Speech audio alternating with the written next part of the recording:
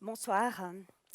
L'histoire que je m'apprête à vous conter aurait pu commencer par Il était une fois, parce que rien, mais vraiment rien, ne me prédestinait à prendre des risques. J'étais une personne tout à fait ordinaire qui pratiquait un métier absolument ordinaire dans une famille très ordinaire jusqu'à la naissance de notre second enfant, Julie, en 1999. Julie n'est pas là ce soir, mais je tiens à la remercier d'avoir accepté de partager avec nous quelques photographies. Après sa naissance, très rapidement, toute une succession de petites mauvaises nouvelles se sont enchaînées, beaucoup trop nombreuses pour qu'on puisse parler d'un hasard. Après des mois d'errance diagnostique, de questionnement, c'est moi, comme maman, qui ai fini par poser la question à notre pédiatre, est-ce qu'on ne devrait pas penser à une maladie génétique? Et là, bingo, après 3 mois, nous apprenions que notre fille était atteinte de tétrasomie X, une maladie très très rare qui ne touchait qu'une centaine de femmes dans le monde. Nul n'est jamais préparé à affronter une maladie rare. Et c'est pourtant ce jour-là qu'a débuté une aventure humaine extraordinaire, totalement déroutante, mais aussi très riche en expériences inattendues. Extraordinaire parce que la maladie est hors norme. Elle ne correspond à aucun critère d'évaluation habituel, elle n'est sur aucune liste et elle ne rentre dans aucune case. Déroutante parce que vous ne trouvez absolument rien comme information sur la maladie. Rien ne se passe comme vous l'aviez prévu, comme vous l'aviez imaginé. Personne ne vous parle des aides qui existent, qui pourraient faciliter votre quotidien. Pourtant, il y en a toute une série, mais personne ne vous en parle. Vous avez beaucoup de peine aussi à trouver des informations sur vos droits, sur ceux de vos enfants. Vous consacrez tout votre temps à la maladie, toute votre énergie aussi. Vous mettez votre vie professionnelle entre parenthèses, ou la plupart du temps, vous la voyez même disparaître, surtout si vous êtes une maman, avec des conséquences économiques potentiellement catastrophiques pour certains. Il faut savoir que la maladie rare est un synonyme d'appauvrissement pour beaucoup de gens. Sur le plan social, vous voyez votre vie sociale, vos loisirs progressivement disparaître. Et même votre famille la plus proche, vos amis peinent à se représenter ce que vous vivez au quotidien. C'est incompréhensible pour eux. Ils pensent bien faire, mais ils n'arrivent pas à saisir ce que ça représente vraiment.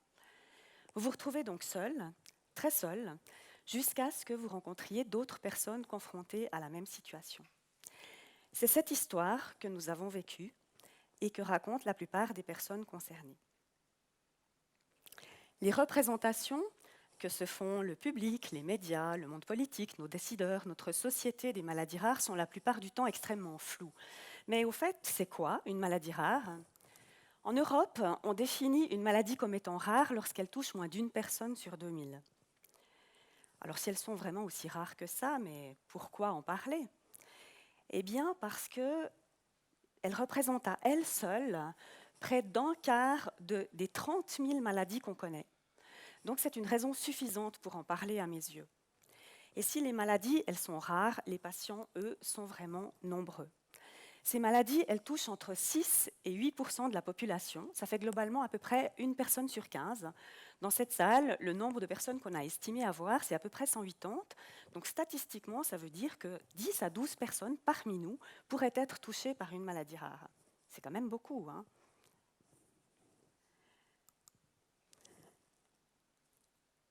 J'aimerais faire une comparaison aussi avec une maladie chronique ordinaire, beaucoup plus connue. C'est le diabète. Parce que le diabète, en fait, il touche à peu près le même nombre de patients que les maladies rares.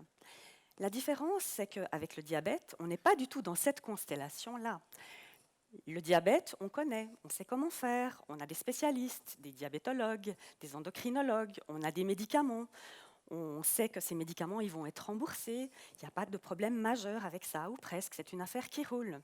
Excusez-moi pour les éventuels diabétiques qui seraient dans la salle, je sais que ça peut être très difficile, mais malgré tout, comparativement aux maladies rares, c'est pas tout à fait pareil.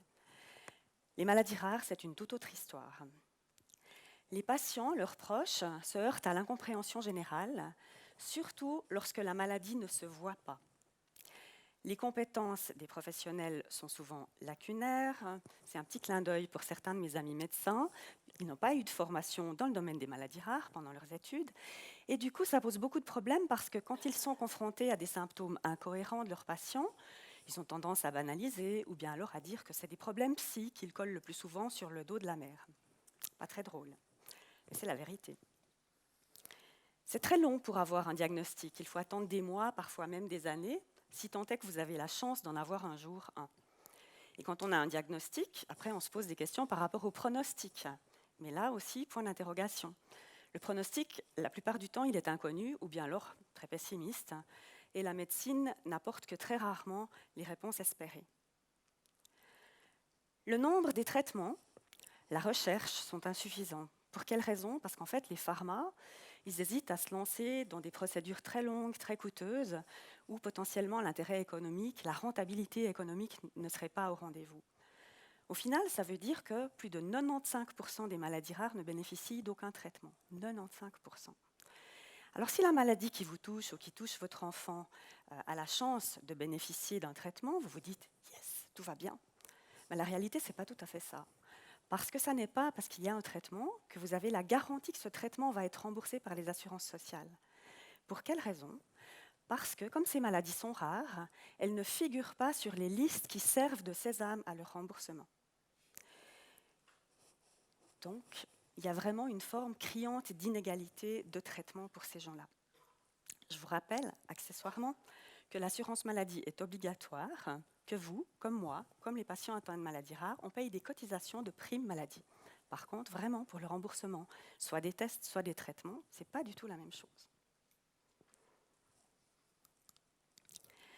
J'aimerais aussi parler des mots qui sont utilisés par les interlocuteurs auxquels on est confronté pour nous parler. Des mots d'une violence inouïe qu'on nous assène, soi-disant, pour communiquer avec nous, mais avec des effets absolument dévastateurs. Quelques exemples dans ce nuage de mots. Débilité mentale profonde, aberration chromosomique, mongoloïde, handicap.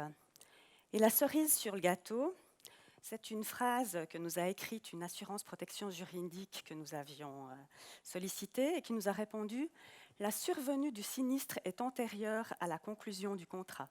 Je traduis, la survenue du sinistre voulait dire la naissance de notre fille. Je crois que je n'ai pas besoin d'en rajouter davantage. Un beau jour, j'en ai eu assez.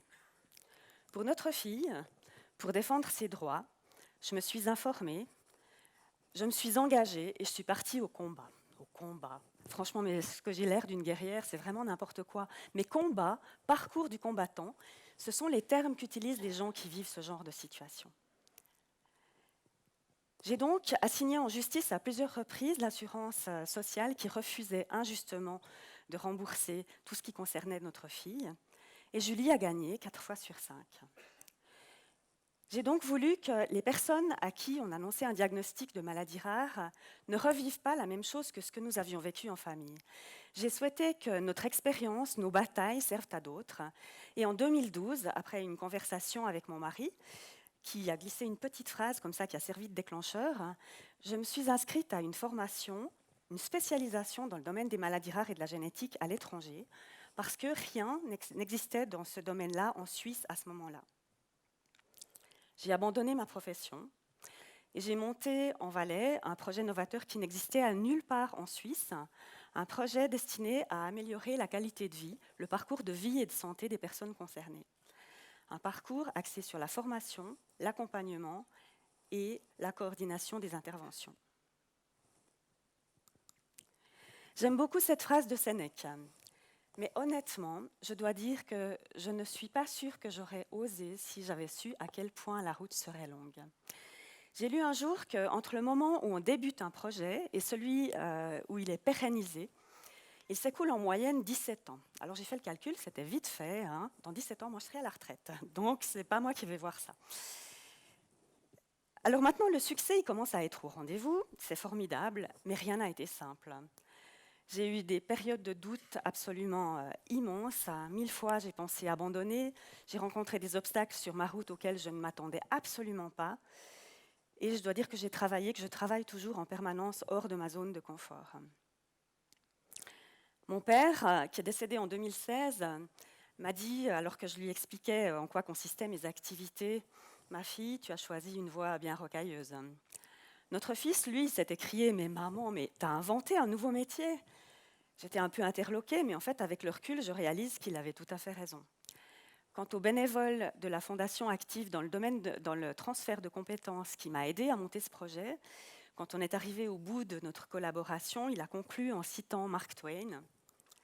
Ils ne savaient pas que c'était impossible, alors ils l'ont fait.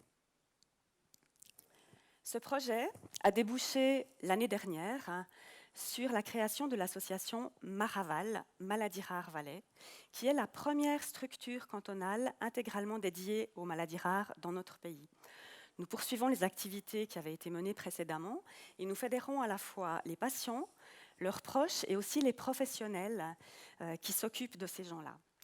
Avec notre association, nous estimons qu'il est de la responsabilité de notre société d'assumer ces personnes-là, d'assumer ces responsabilités à la fois morales, sociales et financières face aux plus vulnérables, c'est-à-dire ceux pour qui le fardeau de la maladie rare est le plus lourd, le plus difficile.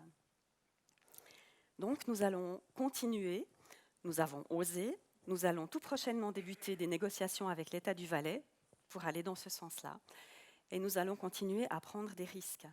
Parce que les patients atteints de maladies rares sont des citoyens comme les autres. Ce ne sont pas des citoyens de seconde zone et ils ont le droit d'être traités de façon équitable. J'espère vous en avoir convaincu ce soir. Le risque, à ce stade, n'est plus une option, c'est juste une évidence. Avant de nous quitter, je vous invite à visionner ensemble une vidéo qui a été faite par Eurordis, l'Alliance européenne des maladies rares, à l'occasion de la Journée européenne internationale des maladies rares qui a eu lieu cette semaine. Et je vous remercie de votre attention. It's that time, that rare time. Time to join our team. Time to show us your rare face, your let's defeat this face. Rare is more than 300 million people, 6,000 different diseases. Looks like rare is not so rare. Rare comes in all ages, all colours, all shapes, all sizes. It's time to rare up. Get your rare on. Show your rare. A never back down kind of rare. Come out on top rare. It's rare up time. Never give up time. Shine your light time.